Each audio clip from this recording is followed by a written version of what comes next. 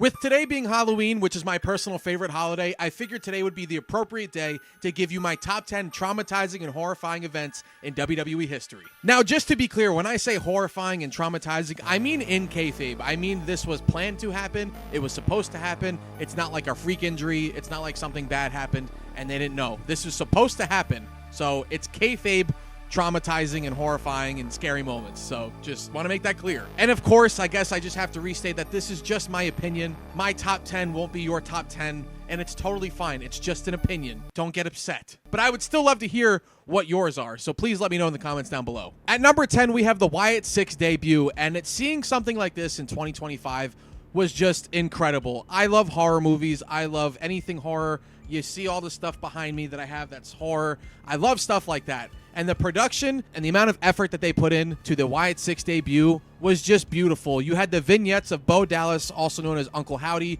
building up to this moment, kind of very similar to Bray Wyatt debuting the Fiend. It was just a perfect build-up to what I think is a fantastic, one of the best produced moments in WWE history. You have Nikki Cross crawling out through the smoke to the lantern. She gets up and creepily points to the back, and the cameraman follows it going through gorilla position, revealing the next Wyatt 6 member. So they go through all this backstage. You have wrestlers and producers and people laid out on the floor. People were saying that Chad Gable was shot in the head, and you get through each member, and you finally get all the way into the back where you get Uncle Howdy, who looks exactly like Bray Wyatt. He has the light behind him as he's walking through, and it's just a beautiful visual shot, and it's all shot in one take. There's no camera cuts.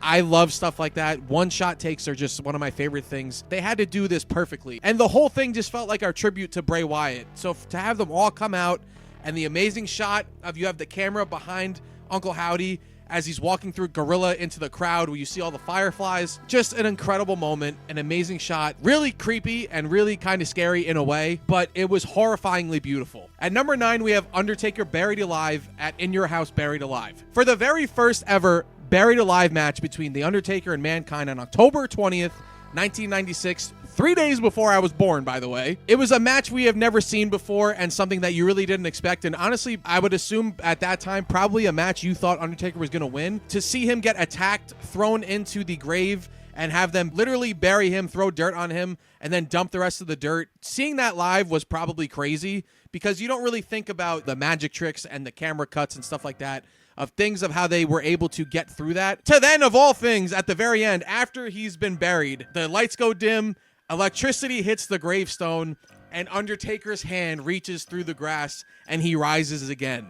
What a shot. Incredible moment. Really cool. I love that moment. At number 8, we have Kane's return at Raw 2000. This is my personal favorite Kane return of all time. It's during the 8-man tag match between all these people. I'm not going through all the names, but eventually all hell breaks loose. More of DX comes out, and they start attacking the good guys, and then the lights go out, and the crowd starts getting like, ooh, who's like, what's going to happen? It cuts to the Titantron, so you're looking at the stage, and then Paul Bearer just walks out, and as he's walking out, the crowd erupts. Kane's music starts playing. There's red smoke on the Titantron, and eventually the biggest version of Kane walks out. He is ginormous. Blows my mind how big Kane was back then. In probably my favorite attire, where it's the mostly black one-piece suit with the red flames and the dark black mask. Amazing. Just an incredible moment. Horrifying because Kane is a giant, and he was ginormous back then. Crazy to see. One of my favorite, probably my favorite Kane return of all time. At number 7, the Dead Man returns at WrestleMania 20. I remember watching this live as a kid. It was my first time experiencing the Dead Man because to me, when I was growing up, I just missed like the Ministry of Darkness era. So I only got to really see the biker version or the American Badass version of The Undertaker. So that's what I was familiar with. And I was actually kind of confused at first why he was this version. I was unaware, because I was a kid, of the whole backstory and the whole gimmick before the American Badass of why the Undertaker was the Undertaker in that way. So to see that live for the first time, where Undertaker's gong hits for the first time in my favorite version of that gong sound, I feel like it was deeper than the rest. An awesome moment, an awesome and incredible experience because I never got to see that. So I got to experience the Dead Man for the first time, and I thought it was pretty freaking scary. And I can tell you that because I think like a year later, or I don't remember when exactly it was, but there was a time where I went to a house show at the Izod Center, which is right next to MetLife, which the Izod Center isn't there anymore. It's where the New Jersey Nets played. I think it was a tag match, or maybe it was a one-on-one where the Undertaker was, I think, fighting Kurt Angle. I could be wrong. I don't remember that part. But I remember my parents got me tickets. I was excited, but deep down, I was afraid because I knew that the Undertaker was going to be there, and I was genuinely afraid of the Undertaker at that moment in time. And I remember his gong hit for real, and I was in the arena, and I immediately started crying. I was like trying to run away, and my dad was like, no, like, look, like it's not scary. And then he came out, and I was like, oh, okay. And then I was fine. After that, I wasn't afraid of the Undertaker anymore, but I remember literally driving to the Izod Center. I'm acting excited, but I was so scared. I was like probably like 7 or 8. At number 6, we have Jake the Snake Roberts' Cobra biting Macho Man. Just listen to that crowd where Jake the Snake is in the ring. Eventually, Macho Man comes out, and Jake the Snake attacks Macho Man and wraps him up in the ropes and pulls out the Cobra. And people are screaming. They're nervous. And he's waving the Cobra around, and eventually the Cobra bites Macho Man's arm, and the crowd is like nervous. They are screaming. Kids are crying. And Jake the Snake is just being the ultimate heel. And it's just a fantastic moment because you could hear the crowd like audibly afraid. And it's an awesome moment to experience when you just watch it. You watch the people freaking out.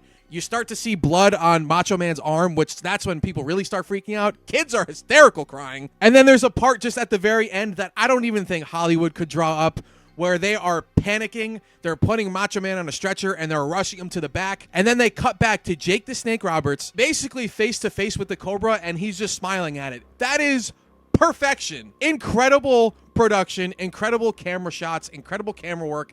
It's an awesome moment, and it's really scary, and listening to the crowd, you cannot tell me otherwise. At number 5, The Undertaker hangs the Big Boss Man. I don't have much to really describe here because the match itself is horrible. If you've ever seen it, the match sucks. But really, it's just a crazy visual that The Undertaker literally hangs the Boss Man from the cage, and they raise him up. Like, it's just a crazy visual to see that I don't know if I can show you it. Just a crazy thought that someone was like, this is what we're going to do. We're going to do this and put it on TV. At number 4, we have The Undertaker returning at Survivor Series 2005. I always go back and forth with which return I like better between WrestleMania 20 and then this version. And I think I always pick this version because of how well Randy Orton can sell fear. He looks absolutely terrified. They just won the Survivor Series tag match. And then the lights go out. The gong hits. The Druids bring out a casket. Randy is shitting his pants the entire time. The Druids raise up the casket so it's upright. And then, of course, lightning has to strike the casket. And it ignites it on fire. And Randy's just sitting there. Everybody's in the ring kind of just afraid. But Randy's like 10 out of 10 selling right there. And then the casket door gets pushed out. And out comes The Undertaker walking through the flames. Like it's a crazy visual. And probably my favorite look of The Undertaker other than the Ministry of Darkness. I think the Ministry of Darkness is my favorite character version of The Undertaker. But I think looks-wise, attire-wise, just the black singlet with a leaner and meaner Undertaker. With the beard, I think The Undertaker looks awesome with a beard. I just think that's the best look he's ever had. But I think as a gimmick, my favorite version is the Ministry of Darkness. But just an incredible moment in time. Horrifying. One of the many awesome returns and awesome types of horror moments for The Undertaker. You could make an entire list of just The Undertaker. Now, before we get to the top 3, here are some of my honorable mentions. Kane electrocuting Shane McMahon's family jewels. This was during that run of Psycho Kane, just after he got rid of the mask. This initial version of and this feud he had with Shane McMahon right after he removed his mask is one of my favorite versions of Kane. And the fact that he tied Shane up to the ring post was going to electrocute his balls, pretty scary. And I remember it as a kid being like, eh. Next is The Undertaker crucifies Stone Cold Steve Austin. This one's not too scary. It's just more a crazy visual to see. The Attitude Era was just so crazy back in the day. You just couldn't miss TV because you didn't know what was going to happen. But this is like pure evil Undertaker. He just hit Stone Cold with a chair. The Druids bring out the Undertaker symbol. I don't know what it's called. They drag him up the ramp, tie him to the thing, raise him up like he's crucified. Just a crazy visual. I'm not very religious, but I would imagine people that are probably were annoyed by this or didn't like this visual to see it. But crazy nonetheless. Next is Kane returns with a mask in 2011. Say what you want about the Rise Above Hate storyline with John Cena and Kane, but for one night only, it was really cool to see Kane return with a mask. He had the all-black fit on with the welder mask on. He comes in with his pretty decent theme. I actually don't mind that theme that much. There's better versions, but for what it was pretty cool. So then Kane come in and then take off the mask to a pretty decent mask. I actually think this mask is overhated. I'm not talking about what happens after the fact, but for that moment in time, for one night only, watching that live was pretty freaking cool because for years I wanted Kane to come back with a mask. And he finally did. Next is Bray Wyatt's return at Extreme Rules 2023. Again, not too scary, but an awesome return for Bray Wyatt because people were waiting for this return for a long time. And the crowd is incredible. They wanted Bray Wyatt so bad. They went ballistic, not only when he comes out, but then when he removes the Uncle Howdy mask and it's him and they're chanting, holy shit. Incredible moment, incredible crowd for a wrestler I freaking miss dearly. And last but certainly not least for the honorable mentions is Brian Pillman has a gun. Could you imagine this in today's world? Brian Pillman was at home with a broken foot, yet Kevin Kelly was sent there to interview him. Knowing that Stone Cold traveled to his house, Kevin Kelly is interviewing Brian Pillman, and he's asking if he's fearing for his life in his own home. And Brian Pillman's like, yes, but I got the upper hand. And whips out a fucking gun. Acting-wise, I think this is a top segment because Brian Pillman was incredible. Kevin Kelly looked actually afraid. Stone Cold just looked psychotic. And even Jerry the King Lawler, who's a more goofy, silly commentator, his reaction to it felt pretty real. If you watch it back, it's pretty nuts to see. And the fact that Brian Pillman literally pulls out a gun. So Stone Cold breaks in, and then Pillman points the gun at him, and it cuts. So for a brief moment, I think people thought that he shot him. So then eventually cuts back. People are holding back Brian Pillman. Brian Pillman's friends are holding back Stone Cold. They're all cursing at each other. Austin's saying, shoot me. Jerry the King Lawler is saying, grab the gun. Like, get rid of the gun. Like, it's a very real segment. It's very weird. Looking back on that now, very not so great idea. At number 3, we have The Fiend's debut. And Bray Wyatt, God rest his soul, the Fiend character is one of my favorite characters in the history of wrestling. Bray was a creative mastermind, and the way he was able to mix horror and professional wrestling, which is something you don't get to see a lot, and just the way it molded so nicely, but the build-up to The Fiend. I love the Wyatt Six. I love the Wyatt family. But the build-up to The Fiend is something I will never forget because it was around April where we started getting the vignettes of the Firefly Funhouse, which basically was just like a creepy, very off-putting Mr. Rogers type of like kid show. And because you knew it was Bray, you knew it was leading to something weird, and it was just unsettling because there's so much undertones of creepiness and horror and stuff like that. And for months and months and weeks, we get these vignettes, and it gets like kind of creepier and kind of darker as we keep going. You could actually watch every single one of them online, which I like to do every now and again. But then eventually you get to where he keeps asking you to be let in, and he talks about that other side. He has that dark side to him. And then on July 15th in 2019, The Fiend debuts for the first time, attacking Finn Balor. Seeing it physically for the first time, you're like, what the fuck is this? They teased it in the last Firefly episode, and then to see it physically in person, or at least on TV in action, was insane. We kept going where we were still getting the vignettes and he was still attacking people, so we were only getting bits and pieces of The Fiend. And then eventually at SummerSlam in 2019, we finally get the debut of The Fiend. He's coming out with the Bray Wyatt lantern. You have the mask, the whole getup, and the awesome theme song that was The Fiend's theme song. It's just awesome. The whole presentation of The Fiend was phenomenal. And of course, in Vince McMahon fashion, he had to ruin it. A moment in time, at least in 2019 for most of it, The Fiend was such a cool character. Bray Wyatt and that whole gimmick was just awesome. It's one of my favorite gimmicks. I wish we were still kind of doing that today. And we are getting an iteration of it with the Wyatt Six because that was Bray Wyatt's idea, which I think is great, but it will never hit the same because of Bray Wyatt not being here, which is just still to this day so unfortunate. One of my favorite people in WWE, and just such a creative mind that there was so much more that he could have done. And I was hoping that one day maybe he would be like a producer to be able to come up with these crazy creative ideas. I fucking miss Bray so much, and I'm sure so many other people do. It just sucks that he's not here, but The Fiend debut is one of my favorite, most traumatizing and horrifying moments in WWE history. At number 2, we have Kane's debut at Bad Blood 1997.